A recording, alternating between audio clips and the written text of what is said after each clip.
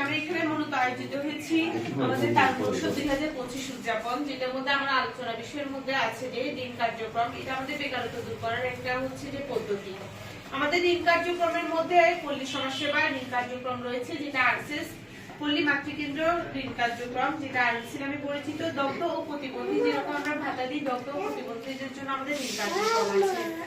এখন আমাদের মাধ্যমে কি জন্য আপনারা এই ঋণ গ্রহণ করবেন? বিভিন্ন জায়গা থেকে নিতে পারবেন।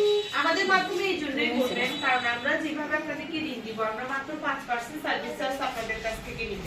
ওই সার্ভিস চার্জটা আমরা আবার আপনাদের কাছ থেকে তুলে আনবো না, আপনাদের ওই গ্রামে আমরা রেখে দিব। অলরেডি আমাদের এই মনোহর মঞ্চে বিপুল সংখ্যক অর্থ আমাদের বিনিয়োগ করা আছে, পুরো বিনিয়োগ করা আছে।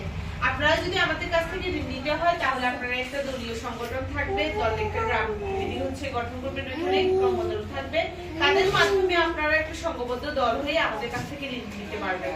কখনো হচ্ছে যে আমাদের ঋণ দরকার, আমি একা এসেছি, এরকম না। এটা আমাদের নীতিমালা অনুযায়ী হচ্ছে এই পদ্ধতিতেই হয়।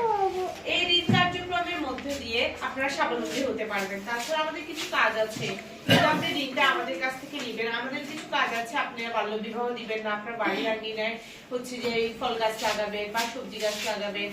আপনারা হচ্ছে যে দুর্নীতিমুক্ত হচ্ছে যে একটা বাংলাদেশ গড়ে তোলার জন্য, বেকারত্ব মুক্ত বাংলাদেশ গড়ে তোলার জন্য আপনাদের মতো সাধারণ জনগণে আমাদের হচ্ছে প্রয়োজন।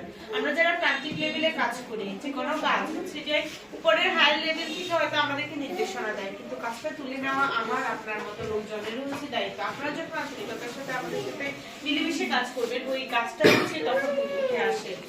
আর এই বেকারত্ব দূর করার জন্য হচ্ছে যে ঋণ কার্যক্রমটা অবশ্যই প্রয়োজন। কারণ অনেক সময় আমরা ব্যবসা করতে চাই, এটা করতে চাই, সেটা করতে চাই, কিন্তু আমার কাছে পুঁজি নাই। যেহেতু আমার কাছে পুঁজি নাই, আমি তো আর কিছু করতে পারবো না। এই জন্য এই ঋণ কার্যক্রমের আওতায় আসলে আপনাদের বেকারত্ব হচ্ছে যে দূর হবে।